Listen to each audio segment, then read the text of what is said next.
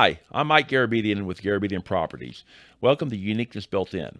For the past 30 years, we've been building, renovating, and caring for custom and luxury homes throughout the Dallas-Fort Worth Metroplex. We have a unique insider's perspective on how that process works, and we want to share it with you. So if you like what you see here, please comment and share. If you don't like it so much, well, watch it anyhow. It helps with algorithms.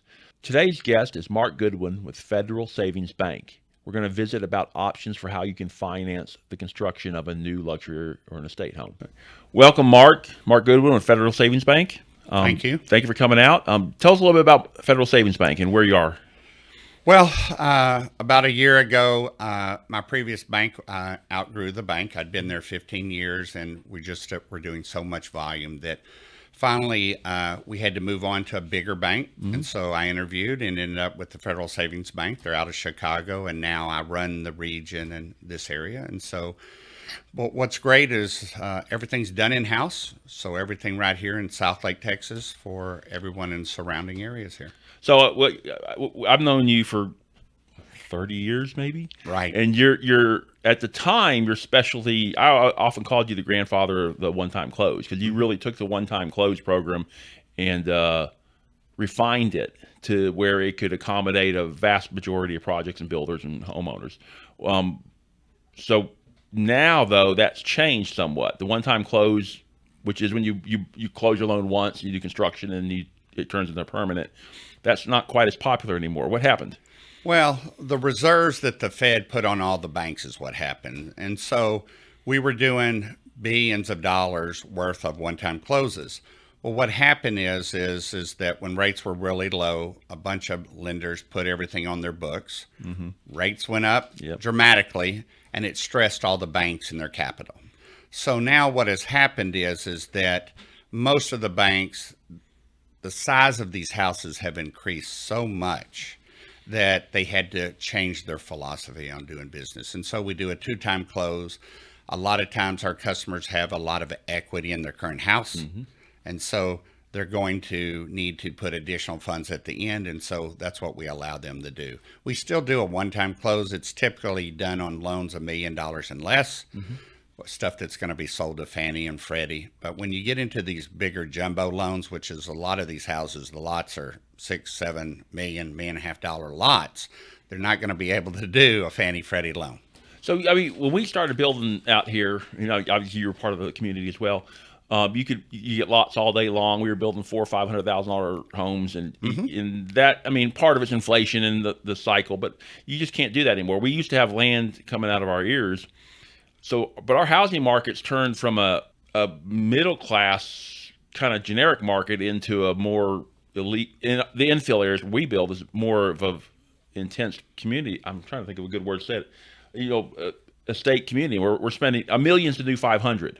Yes, as we say it. But routinely, we're seeing $2, $3, $4, $5 million homes, and that's kind of almost bread and butter for most of these communities. So you're saying one-time close is gone. So we have this more traditional program, the two-time close, I guess is a traditional program. But if you're in a home, you've been living in your home for 10, 15 years, ready to treat yourself to a new home. Your new home is going to be X million dollars. How many people are going to have $1 million ready to throw into a house? So how do they move out of their existing home into a new home? Yeah, and that's one of the issues. And so what I had to do is create programs that would basically bridge the gap between them living in their current home where they didn't have to move immediately. And then at the end, they could put the additional funds they got out of their house and put it down. So our particular program is we don't count their current house payments against them if they have a sizable equity.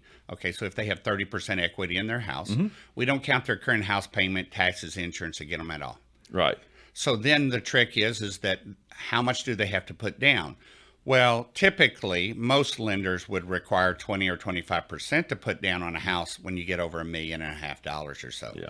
What I've done is created a type of bridge loan product where even up to $3.5 million, you only have to put 15% down.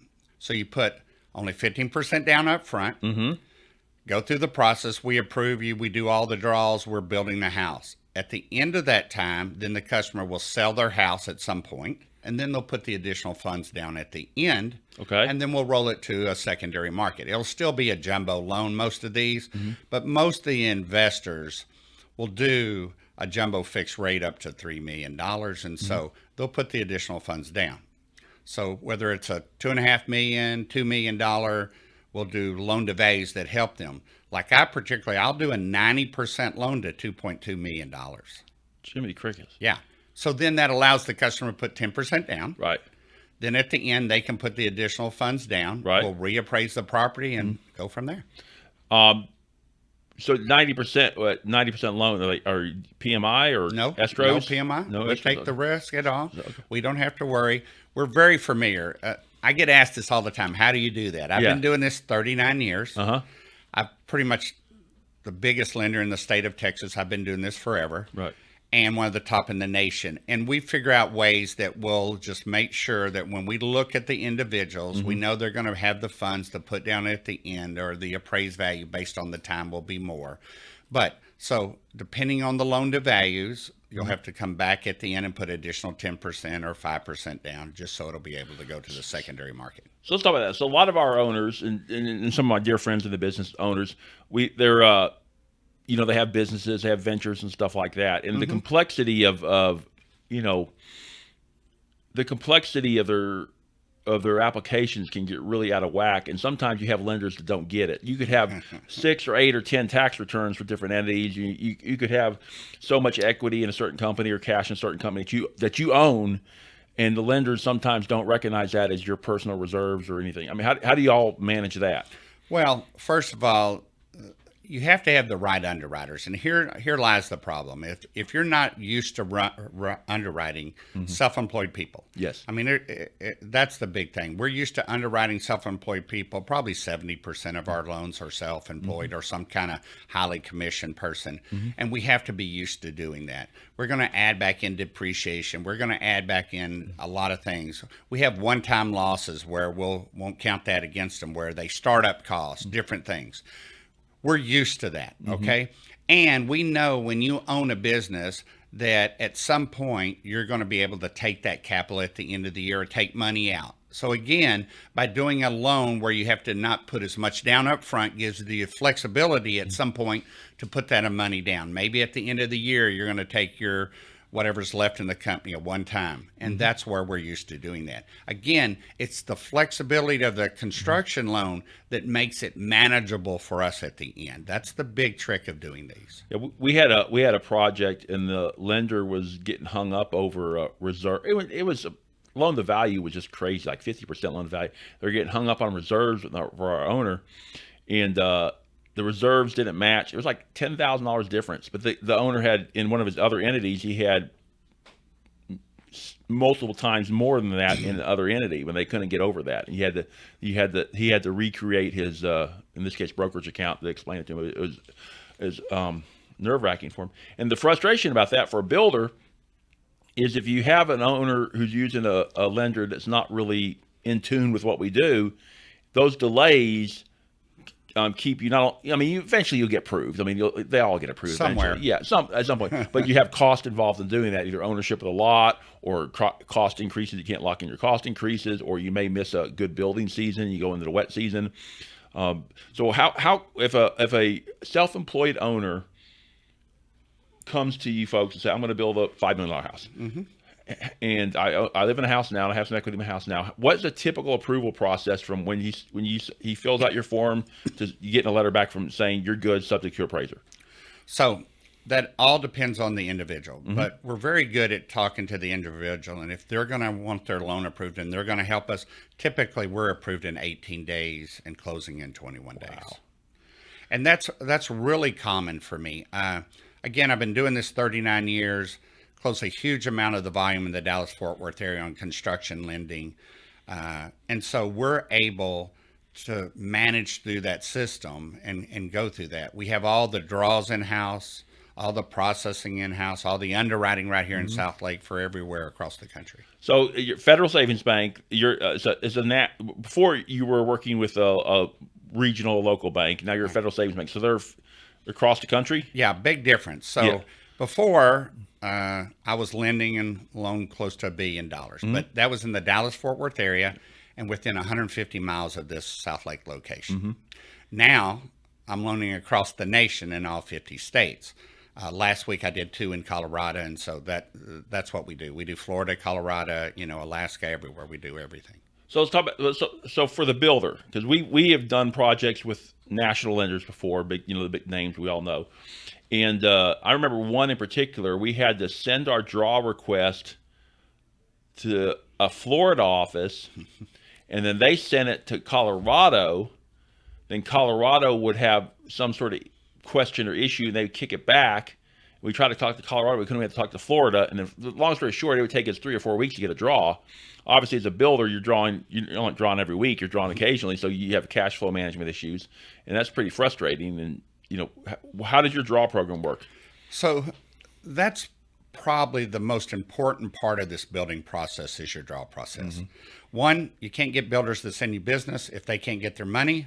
Customers don't want to send money to builders if they don't understand the process. And so you have to be able to manage that. So again, over the last 39 years, all the draws, all the processing is done right here in this location in South Lake. So what happens is if a builder puts his draw in on, let's say, Wednesday at 10 o'clock. Yes. Within 48 hours, we're going to already inspect that process, and we're going to send money out to the builder and have it into a construction account, or the customer's going to allow us to send it to a construction account. That's the way we work. Now, to do that, you have to have it all set up, right? I have all the inspectors set up, Dallas-Fort Worth area, surrounding areas. We have that set up where that process works. And again, to give you an idea, the draw person that works for me has been there almost 25 years. Okay, she's phenomenal. She does a great job, but they also know my philosophy. We got to get it done. We've got to inspect. We know what we're doing. For instance, a big thing is with these custom homes, a lot of times you have to have deposits. Okay, so if you have $100,000 or $200,000 worth of windows with Pella, they want a deposit before they're going to order, right? We're very used to doing that. And so we'll do 50% of the line item draws, and we'll send it directly to the builder or to Pella. We'll cut the check directly. Well, of course, Pella, Anderson, and Martin, and all these guys, they love to refer business to us because they're getting paid on time. Right. And then when the project is done or they're installed, then they'll want their additional funds. So let's talk about the project, these complex projects. We have a project that's going on. Some of our projects take many years to go, and I have other good friends that have the same thing, especially these bigger architecturally driven houses. 2-3 year projects. Yeah, 2-3. Yeah. So typically, you go get a construction loan. I say typically. A lot of times, you get a construction loan. It'll be for a year or maybe 18 months. But all it takes is one issue with a roof system or change of selection on stone or something like that. You could add 6 months to a year on a house easy. So how do y'all manage that?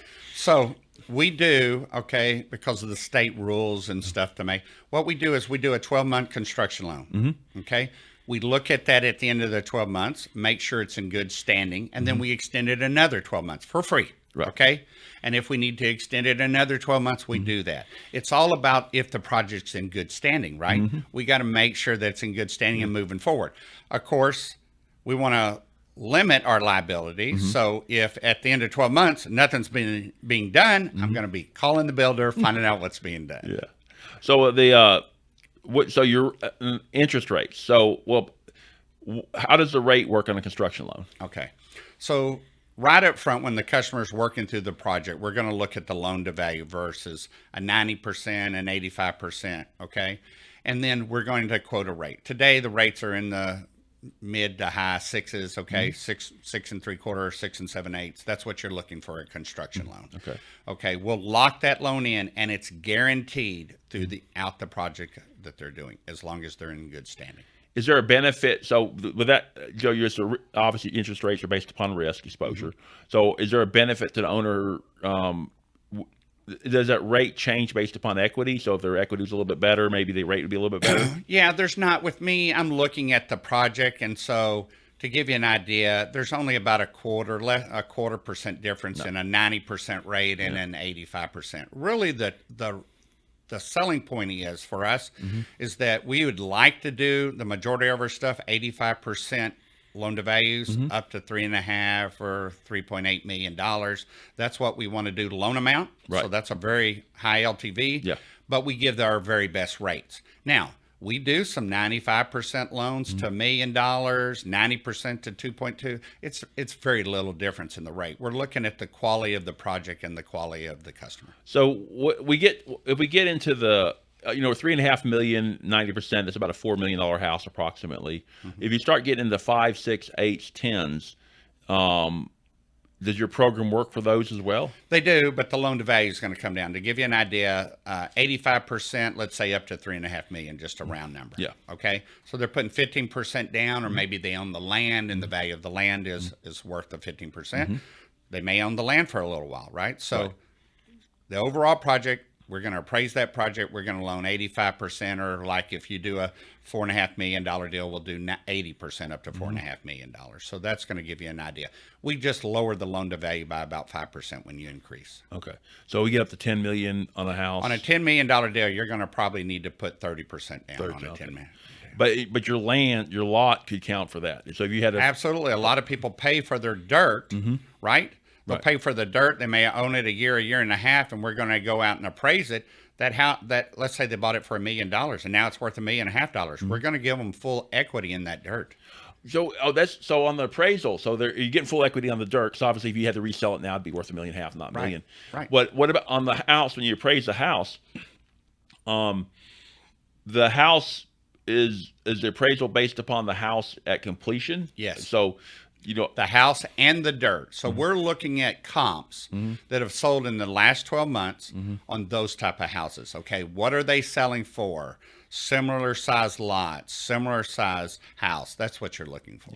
So the normal caveat is, I'm sure you're aware of it, there are some things that owners spend money on their houses that don't add to valuation. So we always have to occasionally. Yeah, we happens, have to. yes. That $30,000 finish on the on your groin ceiling doesn't necessarily increase the value of the house. I've had them put $250,000 fireplaces, and I'm sorry, you're not going to get $250,000 on a fireplace. Yeah, you won't get that. Yeah. Well, but if it's important, I always say if you're happy, I'm happy. But they have to understand the realities of you have some regulations in the federal and state level that you have to follow. Right. It's all based off comps. Yeah. And so this particular market, let's say that at any one time I carry 300 to 500 custom build jobs. Well, I have the comps in the market of what houses are being built for, but we're always looking for resales. That's what customers need to understand. What's resold in the market and what's it worth? So let's talk. So with that, obviously you almost have your own database for appraisals. I do have my own database. I don't give out very much of it anyway. But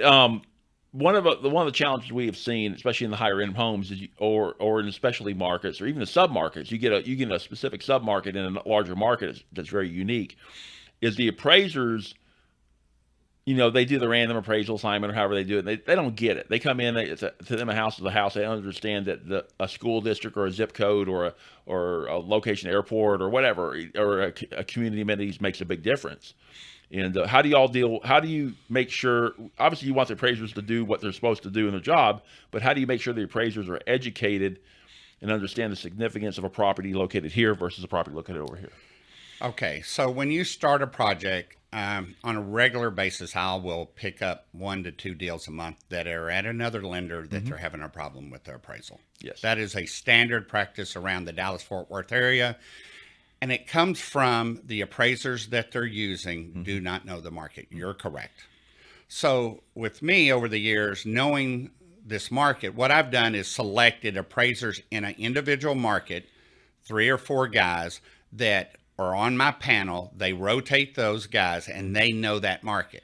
So when you're looking at houses in a specific price range, not all appraisers are licensed to do that. Not all appraisers know that market. So for me, I randomly over the years have set up a panel for each different market. Highland Park, that area, Frisco, Plano, that area, South Lake, Westlake. And so there's a group of 3 or 4 appraisers that they randomly rotate and they pick them. So it's fair. Right. Okay. But they know the market. Yes. What I'm not going to do is have someone from, East Texas coming to do appraisal in South Lake, Texas. We had one not too long ago that came over 100 miles to come into South Lake, appraise the existing house, and they were about $400,000 to $500,000 less. We did the appraisal with local two appraisers. Matter of fact, did it. They appraised that house, and we closed that loan in about 18 days. And so you've got to know, and you've got to know and really have control of the appraisers that are doing your markets. Yeah, we had an appraisal come in on a house. They brought them in from far east Dallas, Dallas County. Somebody came in our market and they missed a house by $250,000. And they were using the comps on 30-year-old houses. You know, they look. It was a mess, and it took a while. It wasn't y'all's team, but somebody else's team. We got it worked out. But it took a lot. But it goes back to the delays. If your lending gets delayed, all you're doing is holding up your job. It takes away the joy and excitement of building the house. It can add cost. So you want to have it done right. I shared the story with so many different people, and it's obviously a different market now than it was back then. But back in 2004, when the one-time close was rocking and rolling, your team we went from contract on a Friday to a close on the following Friday. And that was, we're talking 7 days for a build job on a one-time close. Well, there's regulations that stop us from closing in 7 days now, but different. But typically, if a customer comes in, let's say they come in and they hand me plans, specs, okay, I'm going to immediately get with the builder, have a signed contract, okay. It depends on where they own the land. Maybe we have to get a survey on the land or anything. But you should be able to close that loan in 18 days. Well, so what? Getting ready. I mean, we're talking about self-employed people. They got a lot going on in their lives. You know, typically they tell us they want. We have a lot of different lenders tell us they want 2 years of tax returns on everything. So should you have 2 years for all your entities that you have ownership in, or what do they need to have to expedite? So typically lenders, and when you look at everything, they want updated financials. So for instance, today is October. Okay. You're looking at, you need your prior 2 years tax returns, 2024, 2023 on all business and personal. And then you need year-to-date P&Ls if you own 25% or more. Okay. Okay. Now what happens is CPAs are really busy right now, right? Yep. So it's hard to get that P&L and everything on that. So you're looking at that. Now, the good thing is I have programs that don't require 2 years tax returns. So I have programs that require only 1 year's tax returns. So, but they'll do an 80% loan to value versus 85%. So it's all negotiable. We often tell our owners that when we start talking to them about building, they'll start getting their returns and make it, create a folder on their computer, start putting all their into one big folder and have it there ready to go. So when the time comes, they can go. Going back to now on bank statements and stuff. So we have you have your personal family bank statements. You have brokerage accounts. We have people, dozens of bank accounts and brokerage accounts all across the country. So we're used to it. Yes, but do you need it for? Do you need to have your statements for everything, or do you just need the statements enough for the things you need to? So here's when you're looking at bank statements. Okay, people need to understand, depending on what you're putting down. There's a reserve requirement on what you need based off the loan. Okay. For instance, we have a reserve requirement over $2 million. We want 12 months principal and interest. Okay. PITI. Okay. We need that. And so if they have the down payment plus the reserves, okay, then that's what they're going to need to close. But when you get into these super jumbo loans, right? We don't want to use every dollar that they have and look at that customer and say, what happens if something goes bad? Right. So typically you would like to have the majority. If you have a big account, we don't need your little bitty checking account in there. And if you got $30,000, $40,000 in it, you show me an account and it has, 500,000, another account has 300,000, and you only need, that's plenty. Yeah. So we've had it where we've had owners show accounts where there's more than enough in it, but because they have 6 other accounts, they have to go back and show those other accounts, which are inconsequential, regardless of what's in there. So it seems like you should only need to show what you need to show, not have to recreate your entire financial history. Well, here's the trick. Yeah. Your loan officer should be looking at that application. Now, if it's on that application, then they're going to want to verify what's on the application. So if you got a little, here's what you need to know. Right. You give them what they need. everything they need if they ask for it, but you don't need to give a bank statement that has $1,500 that your wife are using for it. It's just ridiculous, okay? Because who knows? You might have had a check that went through there and you had to cover it because you didn't know. You don't want to get into that stuff that doesn't matter, right? So interest rate. So, if you have a house that's 2, 3, 4 years building a house, construction, how do you get near the end? How does the rate locks work? So typically we look at a loan when it gets to 85% loan to value. Now in the bigger house, I still take plenty of time. So you're starting to look at rates 60 days out. Okay. And I'm going to tell a customer, I said, listen, rates are going down, rates are flat. I'm telling them over the last week or two. Now understand, no loan officer knows what rates are going to do tomorrow. Right. And if they tell you they should be in a totally different business, make $1 million a year, just from watching the rate flow. What you're doing is you're looking at a trend and telling the customer, hey, this is what we're looking at. This is probably a range that'll be in somewhere here. If we get to there, do you want to lock? Do you don't want to lock? Do you want to float? You're going to give them options. You're going to give them, a 7-1 arm, a 5-1 arm, a 10-1 arm, something like that, and then a 30-year fixed. Right. It just depends. The spread on those loans change every year and every day. So right now, there's not a huge spread on 30-year and 7-1 arms right now. Right. So one of the other programs we see a lot of our high net worth folks using are either private banking, or they're using the security loans. They're borrowing against their security. Right. They're pledging. Yeah, pledging. Is there an advantage or disadvantage, or what are the key advantages that your program offers versus going through a private bank, their wealth manager or something like that? So believe it or not, a lot of the wealth managers today don't like to take a lot of money out of those accounts, obviously, right? Yeah. So what they're trying to do is several of those around the country refer deals to me. And what they're trying to do is limit their exposure. If they do and they pledge accounts and stuff, just remember, if that pledge account falls, they may have to come back in and pledge additional funds. And that's where, with us, that loan to value, I'm basically doing a lower loan to value down payment, a lower down payment, so they don't have to come in and put additional capital. So they like to use us a lot of times versus pulling a lot of cash out of a bank, okay, or out of their Schwab or whatever account they have. So we've seen some of these asset pledge loans or margins, whatever you call them. They call them different things, but they actually have some of them have a 1-year clock on it where you have to pay it down to zero at the end of a year. That's right. They're coming back in. Yeah. Then you borrow the next day, but you still got to pay it off. And then and then you got to figure something else out. With us, it's a straightforward, easy deal. You're going to put that down payment down, and you're not going to come with additional funds to closing anytime unless you do an overage. Right. So let's talk a little bit about that. Yes. That's a very good thing to go into. These houses, depending on the day and depending on what you want to put in the house, you're going to have overage. I like the person that I'm not going over. Yeah. Everyone goes over. Okay. You can lower some items, but you'll increase some others. Right. Depending on granite, floors, and whatever.